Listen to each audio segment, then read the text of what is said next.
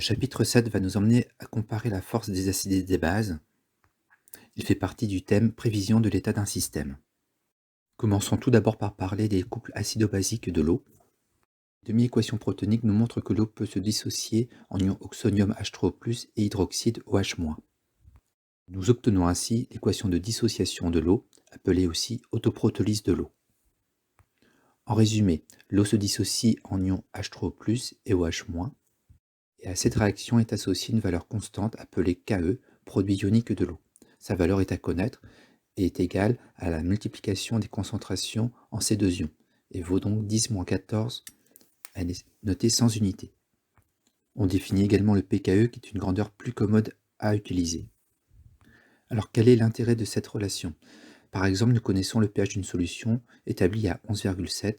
Nous pouvons alors calculer la concentration en ion oxonium 10-pH égale à 2,010-12 mol par litre et également déterminer la concentration en ion hydroxyde présent dans ce milieu. En utilisant la constante Ke, nous trouvons donc 5,010-2 mol par litre. Pour l'instant, nous n'avons considéré qu'une solution contenant de l'eau. Nous pouvons reprendre ce raisonnement en considérant qu'il existe également un acide noté AH dans ce milieu aqueux. Il s'agit donc de l'action de l'eau sur l'acide AH. Nous connaissons les couples acido-basiques associés AH, A-, H3+, H2O, et nous obtenons ainsi l'équation bilan de la réaction. À cette réaction particulière est associée une constante notée cette fois Ka, qui correspond à la constante d'acidité du milieu. Elle est le rapport entre les concentrations des produits et des réactifs de l'équation précédente. Nous définissons de la même façon le pKa, une grandeur plus commode à utiliser. Alors, le principal intérêt de cette valeur de Ka est d'associer à chaque couple acido-basique une valeur unique de pKa, définissant ainsi la force d'action sur l'eau de cet acide. Par exemple, dans les tables, nous pouvons trouver deux valeurs de pK, 4,8, 9,2. Vous remarquerez qu'à chaque valeur est associé un couple acido-basique différent. Ce qu'il faut retenir, c'est que plus le pKa est faible et plus l'acide est fort. Donc plus le taux d'avancement de la réaction augmente, et plus la réaction sera avancée vers la formation des produits.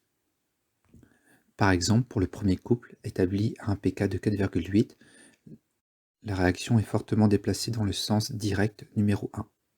Par contre, pour le pK noté 9,2, la réaction dans le sens 1 est très peu avancée. Une autre façon de le dire est que plus le pK est élevé et plus la réaction est déplacée dans le sens 2, indirect. On dira donc que CH3CO2H se dissocie plus dans l'eau que NH4+.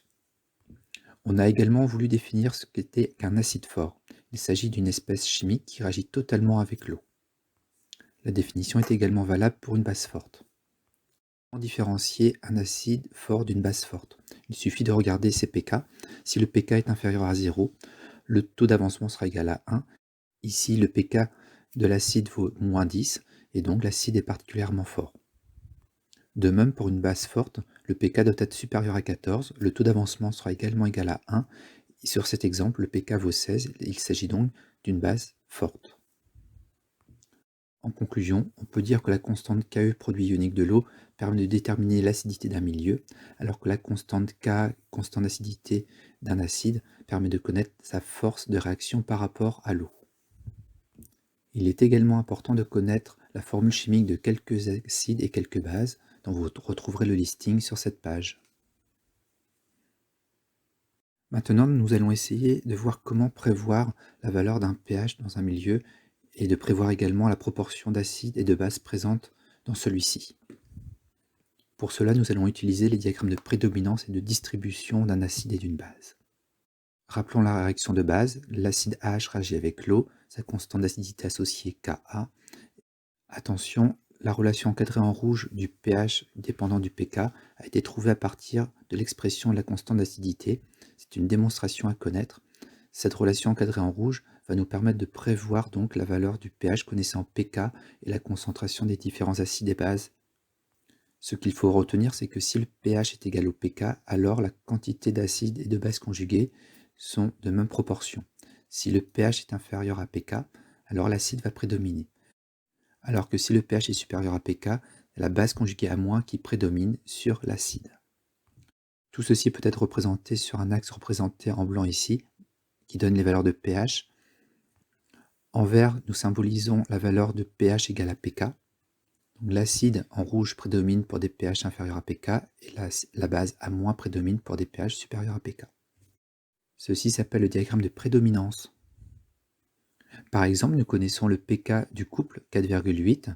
Nous mesurons un pH de 6,5 pour la solution étudiée. Nous pouvons donc en déduire que si le pH est à 6,5, la base A- prédomine, car le pH est bien supérieur au pK.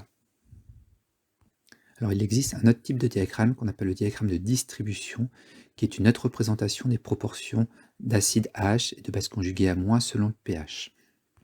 En rouge, la proportion d'acide, en bleu, la proportion de base A-.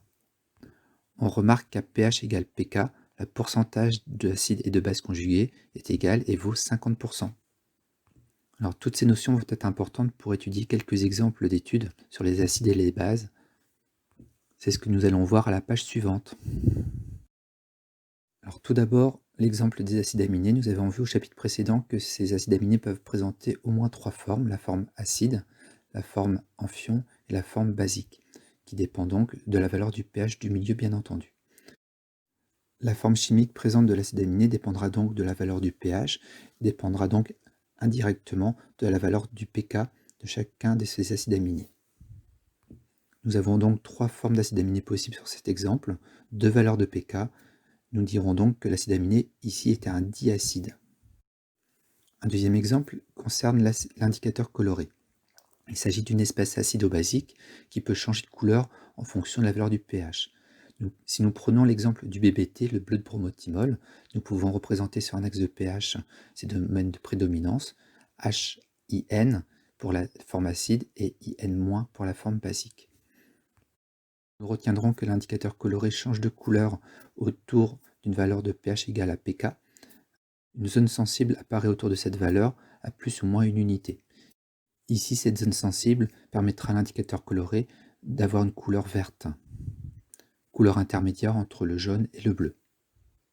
Cet indicateur coloré sera particulièrement utile lors des dosages acido-basiques.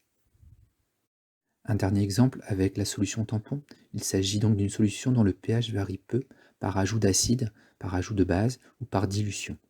Il contiendra donc autant de base A- que d'acide AH. Prenons l'exemple du tampon ammoniacal. Si nous prenons le diagramme de distribution associé, rappelons-nous qu'à pH égale pK, nous avons autant de bases que d'acides, et donc on se placera dans les mêmes quantités de NH4+, et de NH3 dans cet exemple, afin d'obtenir cette solution tampon. Le tampon aura donc une valeur de pH égale à pK qui vaudra 9,2 ici. Voilà 3 exemples qui vont nous permettre de comprendre pourquoi il est nécessaire d'étudier les acides et les bases. Comme premier exemple, nous pouvons parler du cycle biogéochimique du carbone. Il permet de mieux comprendre l'impact du cycle du carbone sur l'environnement et de comprendre comment les êtres humains interviennent dans ce cycle. Ces notions ont également permis de contrôler la qualité de médicaments synthétisés comme l'aspirine. Nous avons également pu comprendre comment l'acidité des océans pouvait influencer sur la photosynthèse des espèces aquatiques. L'étude des acides et bases permet également de mieux comprendre les propriétés chimiques de l'acide formique, par exemple synthétisé par les fourmis.